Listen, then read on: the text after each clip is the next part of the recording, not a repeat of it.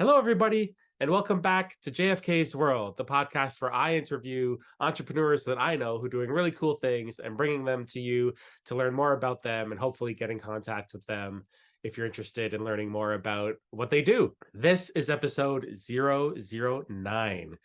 We are 9 episodes in, and I couldn't be more happy than to bring you one of my oldest friends, Toya Bedeau.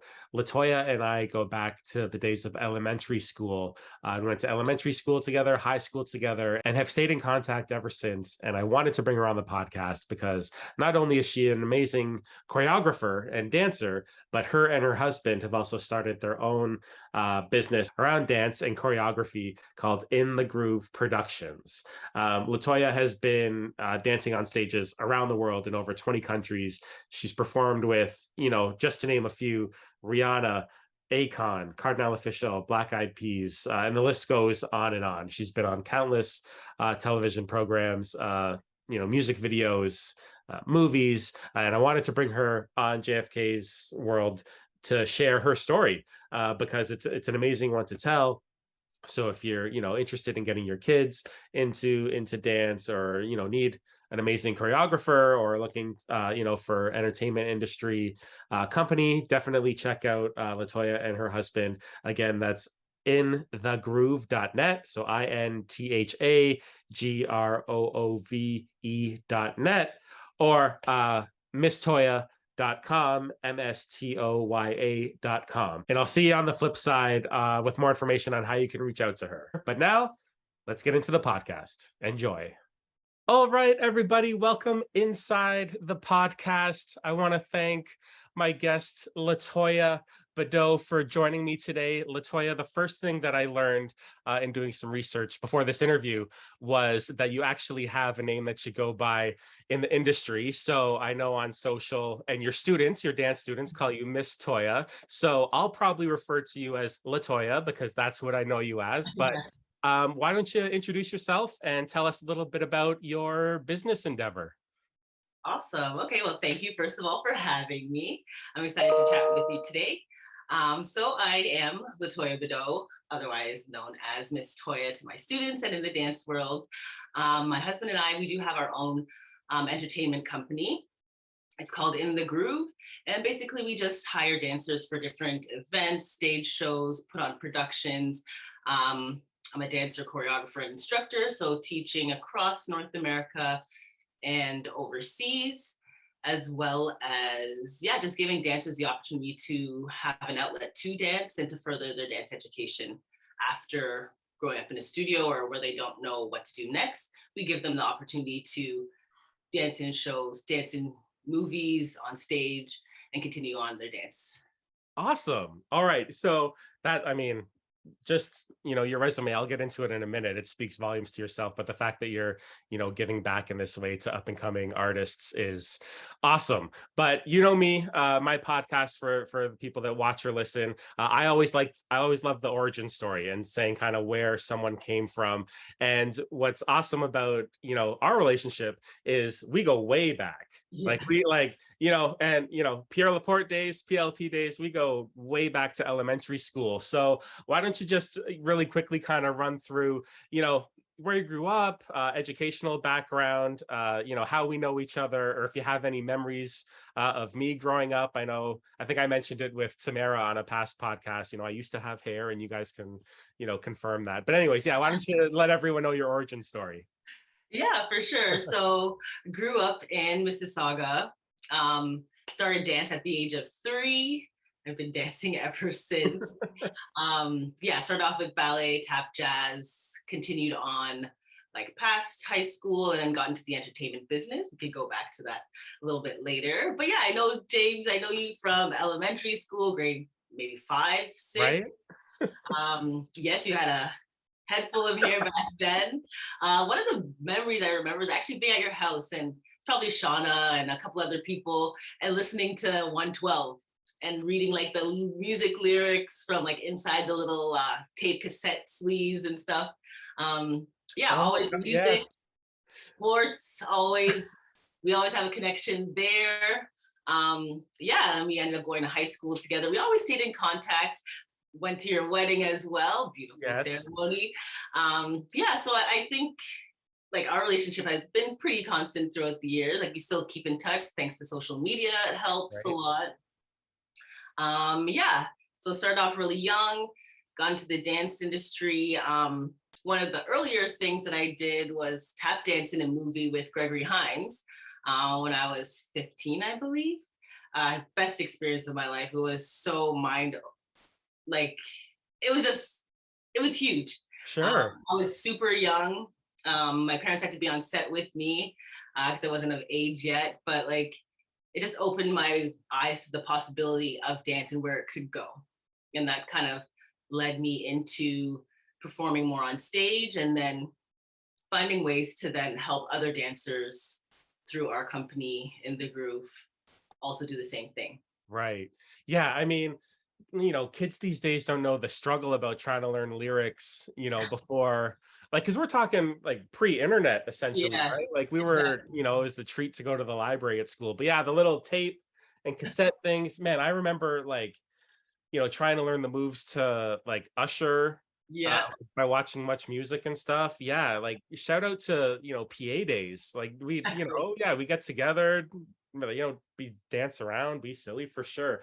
Like, but for me, I always knew that you danced, right? Because Yeah. we were both involved in sports, both in elementary school and high school. So like I knew, you were athletic and you were competed at a high level, but like the dancing was something that I just was always like, oh yeah, cool, like Latoya dances, right? I didn't know that, you got to the level that you've got to, right? So I made notes. So I'm just going to read some of the things because I want to, I want to shout out this stuff for you just in case, because I know some of the people that are watching this, they already know what you got going on, but just in case, your resume is very impressive. So I'm just going to ramble. So here we go. So you've performed on stage in over 20 countries. You've worked with the director Little X on music videos. You've performed with Rihanna, Mario, Keisha Shante, Masari, and I know you went on tour with Masari, right? Like a global tour. Yeah. Yeah. You've performed with Fergie, Akon, Cardinal Official, Black Eyed Peas, and Flo Rida. Like crazy. And then yeah, like 3 years with the Raptors dance pack. I know that I ran into you at a game Yeah. once. I remember that vividly. I know that the way that your husband proposed was amazing, and that you guys were on a episode of Say Yes to the Dress, Mhm. right? Like just awesome, awesome stuff. So I guess where I'm going with this is how did growing up, how do you go from Mississauga to performing worldwide, and what was that experience like for you? Like you kind of made mention to it at 15, you're performing with this legend, and so what was that journey like for you as far as being a performer through your teens and 20s? Yeah, I think starting off, I didn't really take it too seriously. It was just like a social activity. Yes, I was good at it, but um, it was fun going to competitions, traveling like to the States and winning competitions and stuff like that.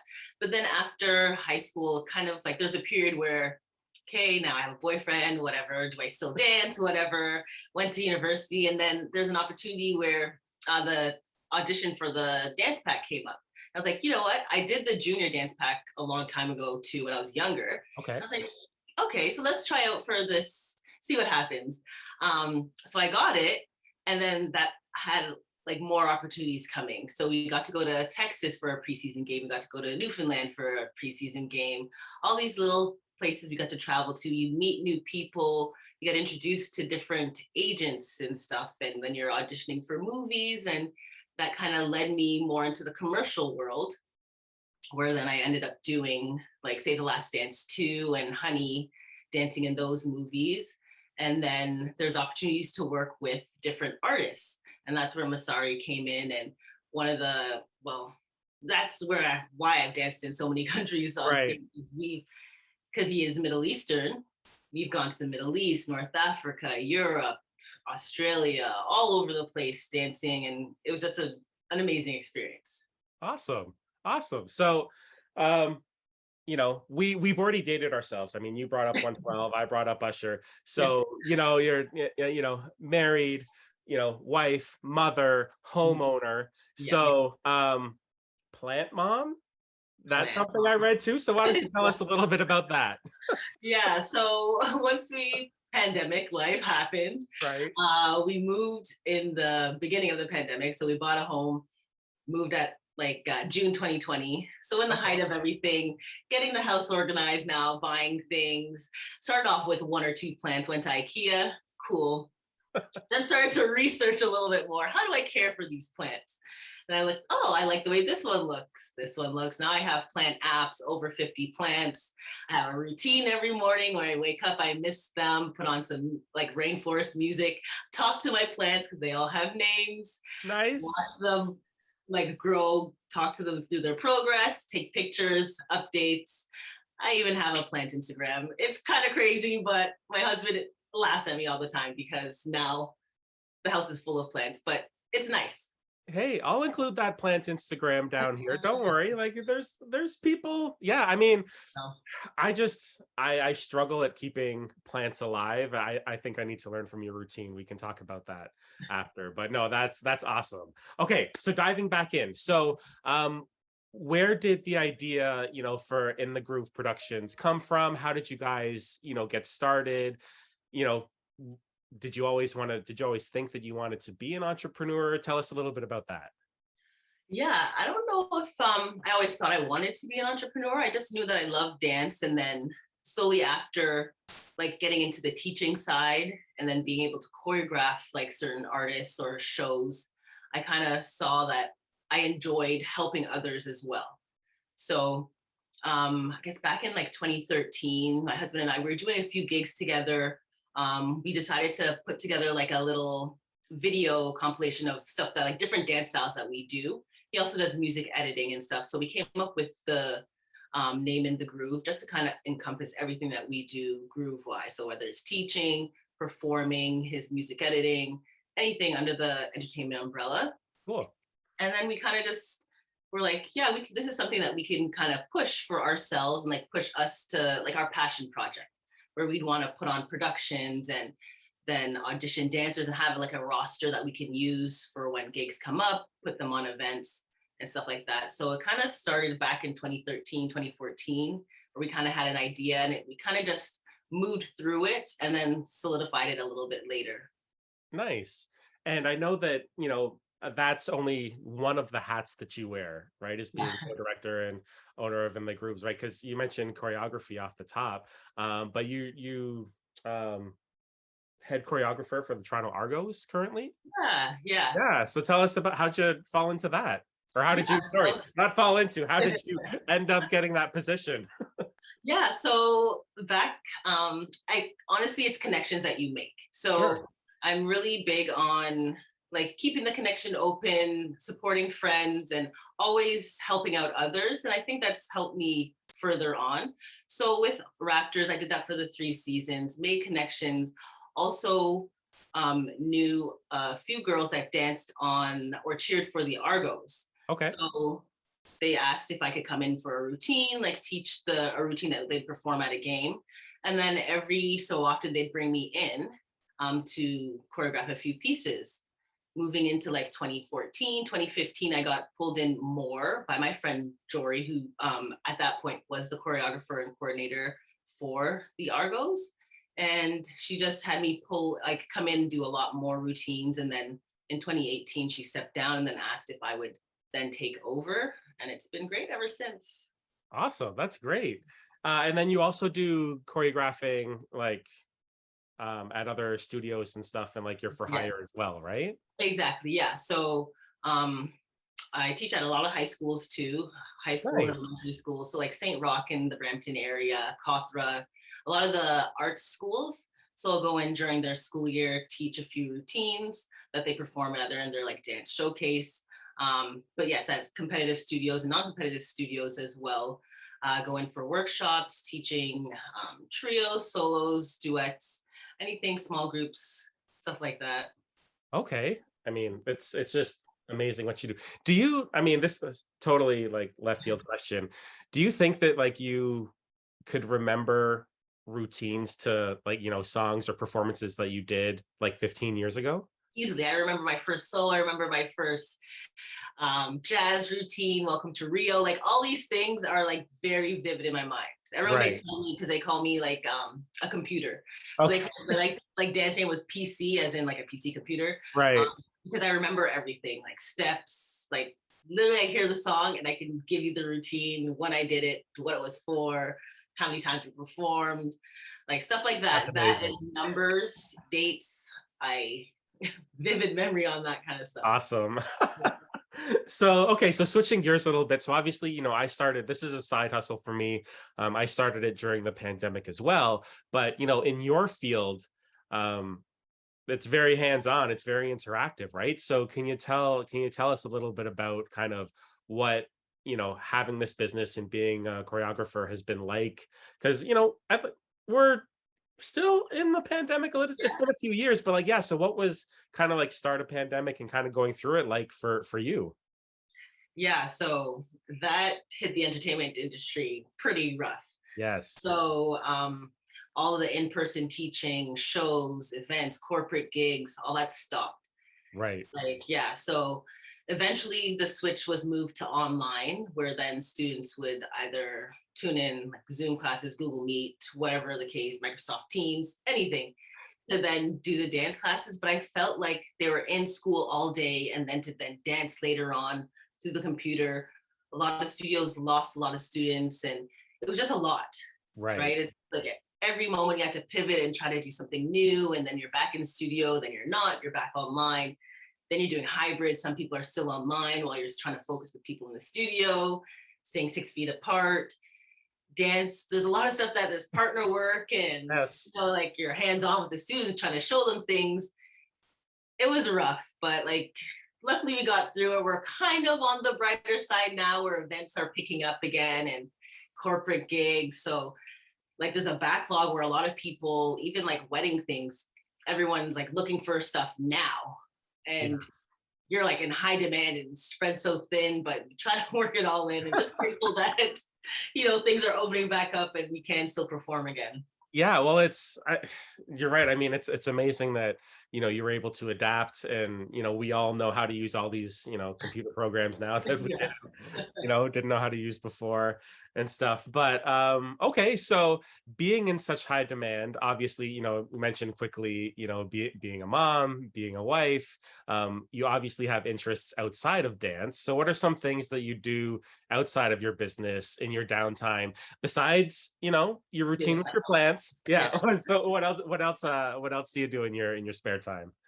So I'm still like big into fitness. So I do go for like hikes, runs, walks, bike rides, like to all the nearby trails and stuff like that. What else? Still play sports when I can, and travel. I think that's one of the biggest things that I love doing outside, like just going places, finding family, downtime where I'm actually having downtime and not traveling to work.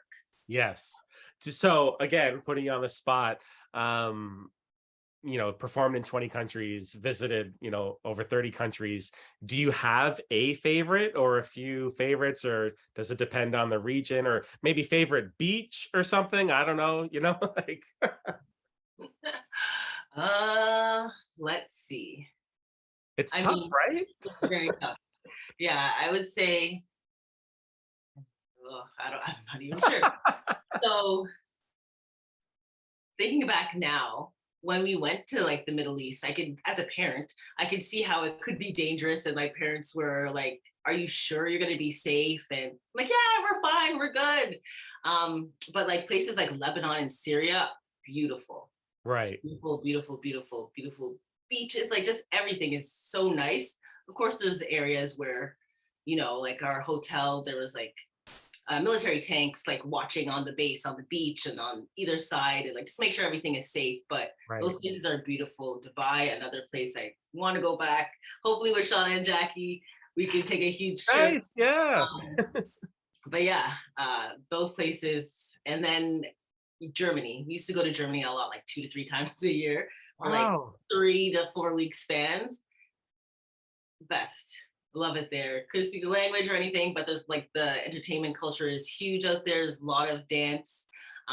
Just jumped on the subway, going exploring, shopping, eating different foods. So yeah, Yeah, Germany.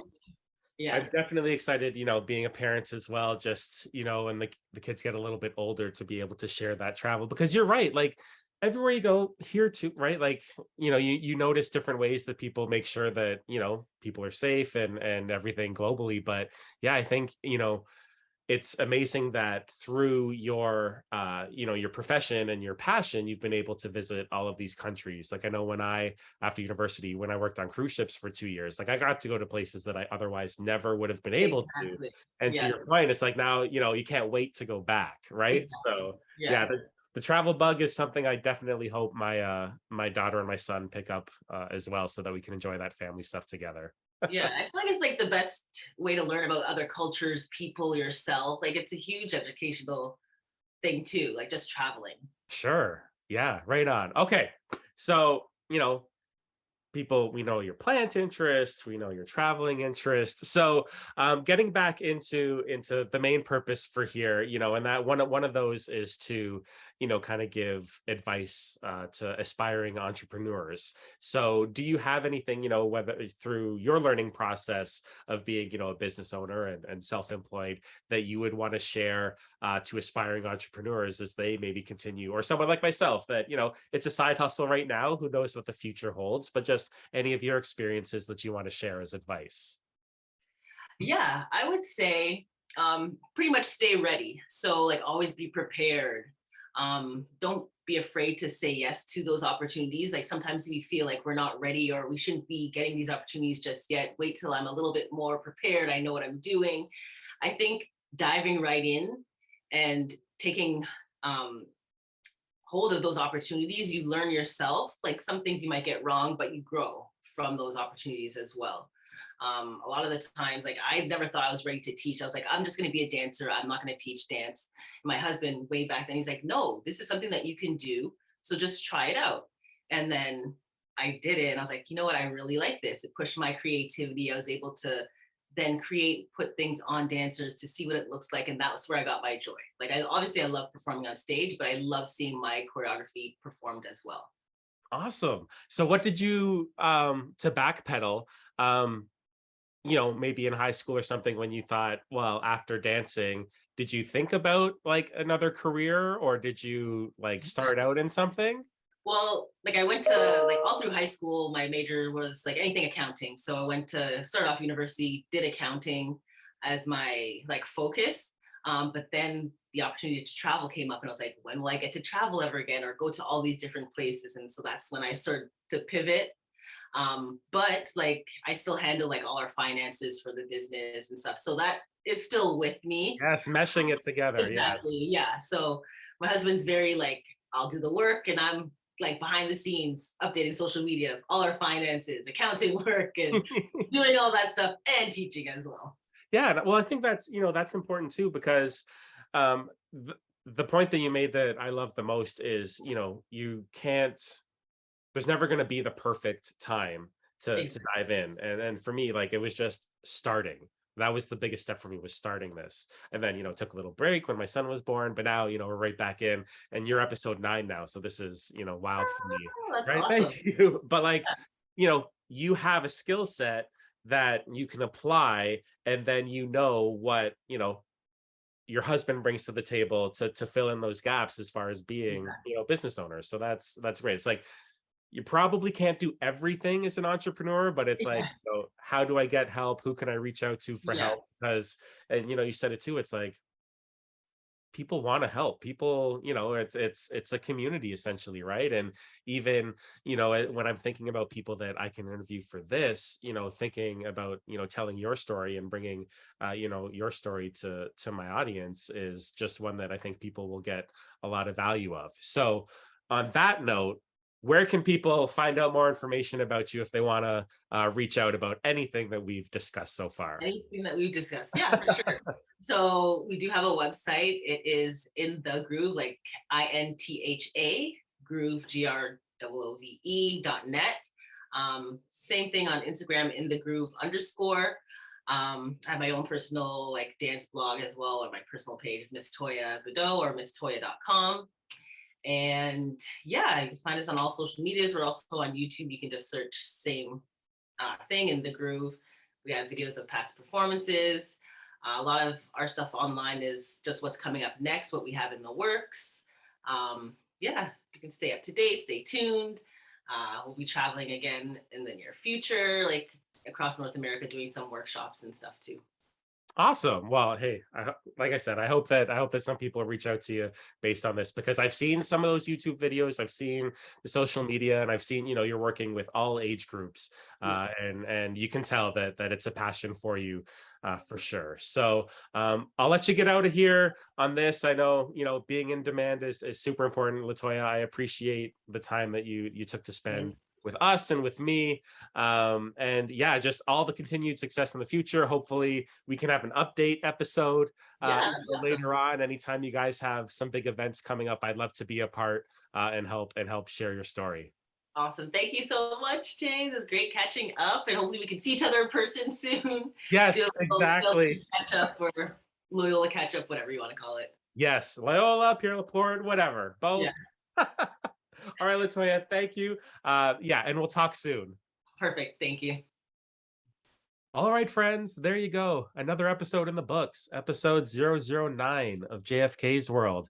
I want to thank Latoya for being on the show. It was great catching up. It was great reminiscing. It was great learning more about kind of her professional experience as a dancer, and how she's been able to parlay that into an entrepreneurial endeavor and an entrepreneurial career. Being a choreographer, is something that takes, a lot of patience, a lot of drive, a lot of talents. And hopefully you've seen from Latoya's, expressive nature, just her ability to continue to bring that dance and that energy to, her clients, her, the people she works with, and through, the company that her and her husband started. So once again, if you want to learn more about Latoya's production company, it's called In the Groove Productions, INTHAGROOVE.net.